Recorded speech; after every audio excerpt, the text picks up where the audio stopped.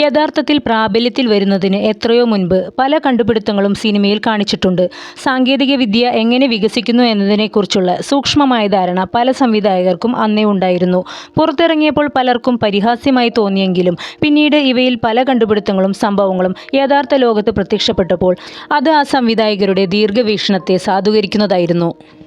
അങ്ങനെ കണ്ടുപിടിക്കുന്നതിനും വളരെ മുൻപ് സിനിമയിൽ കാണിച്ച കണ്ടുപിടുത്തങ്ങളെക്കുറിച്ചാണ് ഇന്നത്തെ രസകരമായ വീഡിയോ കോളിംഗ് ഫ്രം മെട്രോപോളിസ്. 1927 ഇറങ്ങിയ സയൻസ് ഫിക്ഷൻ സിനിമയാണ് മെട്രോപോളിസ്. ഏകദേശം 100 വർഷങ്ങൾക്ക് മുൻപുള്ള സിനിമ. ഈ സിനിമയിൽ ഒരു വീഡിയോ കോളിംഗ് രംഗമുണ്ട്. ഇന്ന് നമ്മൾ സ്മാർട്ട് ഫോണുകൾ ഉപയോഗിച്ച് വളരെ എളുപ്പത്തിൽ മുഖത്തോട് മുഖം നോക്കി സംസാരിക്കാൻ സാധിക്കുന്നു. എന്നാൽ ഒരു കാര്യം ചിന്തിച്ചു നോക്കൂ, എന്നു മുതലാണ് നമ്മൾ വീഡിയോ കോളിംഗ് ചെയ്തു തുടങ്ങിയത്? ഒരു 15 വർഷത്തിന് മുൻപ് ഇതൊക്കെ അത്ര എളുപ്പമായിരുന്നു. അങ്ങനെയുള്ളപ്പോഴാണ് 100 വർഷങ്ങൾക്ക് മുമ്പ് ഇങ്ങനെ ഒരു ആശയം സിനിമയുടെ സംവിധായകൻ്റെ തലയിൽ ഉദിച്ചത്. ഈ രംഗം എടുക്കുമ്പോൾ ടെലിഫോൺ കണ്ടുപിടിച്ചിട്ട് 50 വർഷം പിന്നിട്ടിരുന്നു. എന്നാൽ ടെലിവിഷൻ കണ്ടുപിടിച്ചത് സിനിമ ഇറങ്ങിയ അതേ വർഷമാണ്. രണ്ട് സാങ്കേതിക വിദ്യയും സമന്വയിപ്പിച്ച ഈ ചിന്തയാണ് പിൽക്കാലത്ത് വീഡിയോ കോളിംഗ് എന്ന കണ്ടുപിടുത്തത്തിന് മുന്നോടിയായത് എന്നതിൽ തർക്കമില്ല.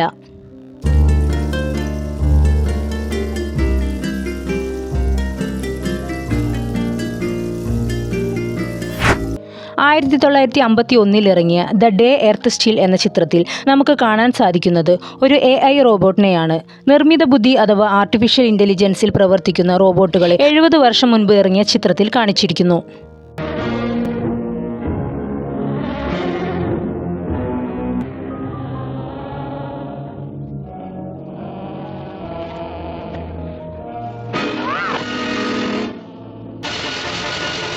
സ്പേസ് ഒഡീസി. 1968 ഇറങ്ങിയ എ സ്പേസ് ഒഡീസി എന്ന ചിത്രത്തിൽ പിൽക്കാലത്ത് പ്രാബല്യത്തിൽ വന്ന ഒരുപാട് സാങ്കേതിക വിദ്യകൾ കാണാൻ സാധിക്കും. അതിൽ ചിലതാണ് artificial intelligence, space tourism, video calls, tablet computer, biometric security, ഇനിയുമുണ്ട് ഒരുപാട്.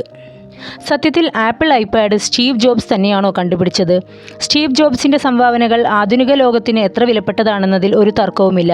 എന്നാൽ ഐപാഡിൻ്റെ കാര്യത്തിൽ സംവിധായകൻ കൂബ്രിക് അദ്ദേഹത്തെക്കാൾ 40 വർഷത്തിലേറെ മുന്നിലായിരുന്നിരിക്കാം. കാരണം ചിത്രത്തിൽ 2 ഡോക്ടർമാരും ബഹിരാകാശ യാത്രികരും ആപ്പിളിൻ്റെ ഐപാഡിനോട് സാമ്യമുള്ള ഇലക്ട്രോണിക് ടാബ്ലറ്റുകൾ ഉപയോഗിക്കുന്നത് കാണാൻ കഴിയും. പല പുസ്തകങ്ങളിലും ചിത്രങ്ങളിലും മൂൺ ലാൻഡിങ്ങിനെ പ്രവചിച്ചിരുന്നെങ്കിലും ചന്ദ്രോപരിതലത്തിൽ നടക്കുന്ന സംഭവങ്ങളെ ചിത്രീകരിക്കുന്ന അവിസ്മരണീയമായ ചിത്രങ്ങളിൽ ഒന്നാണ് ഇത്. പഴയ വീഡിയോ കോൾ സീക്വൻസുകൾ കണ്ട് ചിരിക്കാൻ എളുപ്പമാണ്. എന്നാൽ ഈ സീനുകളാണ് പിന്നീട് സ്കൈപ്പ് പോലുള്ള വീഡിയോ കോൾ വിദ്യയ്ക്ക് തുടക്കമിട്ടത്. ചിത്രത്തിലെ മറ്റൊരു ആശയമായിരുന്നു ബഹിരാകാശ നിലയം. സ്പേസ് ടൂറിസത്തെക്കുറിച്ചും ചിത്രത്തിൽ കാണാം. അതൊന്നും വിദൂരത്തല്ല എന്ന് ഈയിടെ എലോൺ മസ്കിൻ്റെ പ്രസ്താവനയിൽ വ്യക്തമാണ്. Total recall. 1990 ഇറങ്ങിയ ടോട്ടൽ റീകോൾ എന്ന ചിത്രത്തിൽ ഇന്നത്തെ ഓട്ടോമാറ്റഡ് വാഹനങ്ങളുടെ പതിപ്പ് കാണാൻ സാധിക്കും. ഡ്രൈവറിലെ വാഹനങ്ങൾ എന്ന സാങ്കേതിക വിദ്യയുടെ വികസനത്തിന് ഇത് കാരണമായിട്ടുണ്ട്.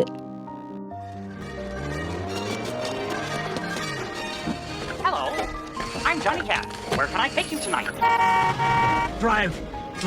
Would you please repeat the destination? Oh, anywhere, just go! Please state a street and number. Shit! I'm not familiar with that address. Would you please repeat the destination? 1990 ഇറങ്ങിയ ഡിക് ട്രേസി എന്ന ചിത്രത്തിൽ ഇന്നത്തെ സ്മാർട്ട് വാച്ചുകളെ ഓർമ്മിപ്പിക്കും വിധത്തിൽ ഒരു watch കാണാൻ സാധിക്കും. ഇത് 1940 പുറത്തിറങ്ങിയ കോമിക് ബുക്കുകളിലാണ് ആദ്യം പ്രത്യക്ഷപ്പെട്ടത്. പിന്നീട് വർഷങ്ങൾക്കിപ്പുറം സിനിമയിലും കാണാൻ സാധിച്ചു.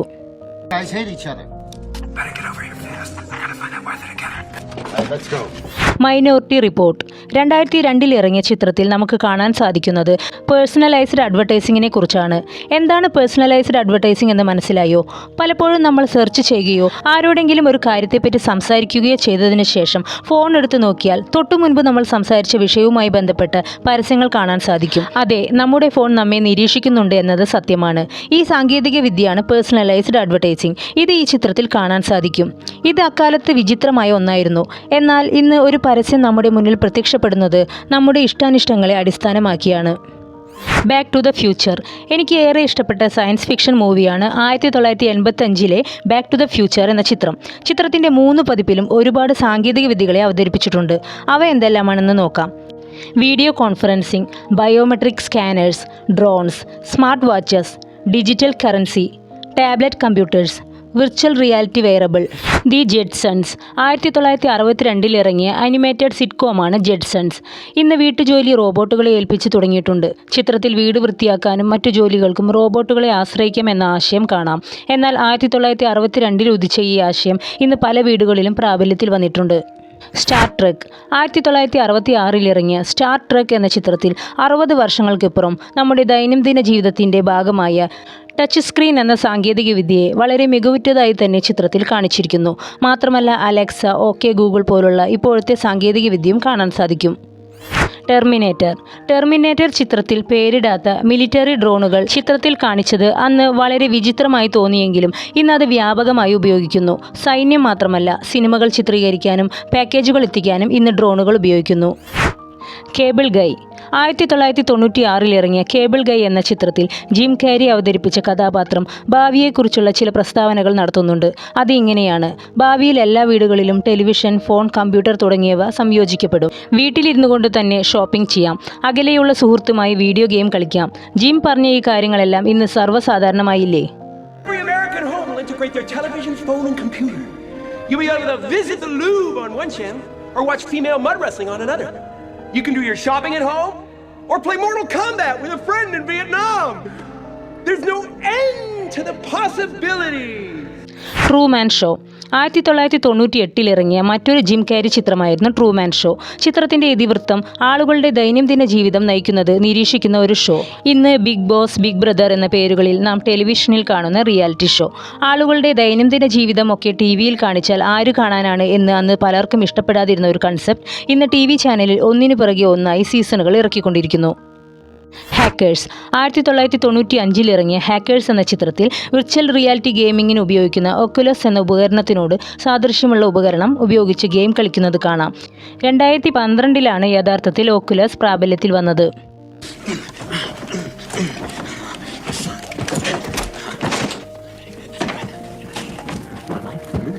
What the hell are you doing? Play. Face off മുഖം മാറ്റിവെക്കാൻ തീരുമാനിച്ച ഒരു മനുഷ്യന്റെ കഥയാണ് ഈ ചിത്രത്തിൽ കാണിക്കുന്നത്. ചിത്രം ഇറങ്ങിയത് 1997. എന്നാൽ ചരിത്രത്തിലെ ആദ്യ മുഖം മാറ്റിവെക്കൽ ശസ്ത്രക്രിയ നടന്നത് 2005.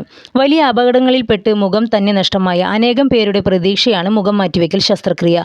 അത് വർഷങ്ങൾക്ക് മുന്നേ തന്നെ ചിത്രത്തിൽ കാണിച്ചിരിക്കുന്നു. അപ്പോൾ ഇതൊക്കെയാണ് ഭാവി പ്രവചിച്ച സിനിമകൾ. വീഡിയോ ഇഷ്ടമായാൽ സബ്സ്ക്രൈബ് ചെയ്യാനും കമൻറ്റ് ചെയ്യാനും മറക്കരുത്. അടുത്തൊരു അടിപൊളി വീഡിയോയുമായി വീണ്ടും എത്താം. അതുവരേക്കും ബൈ.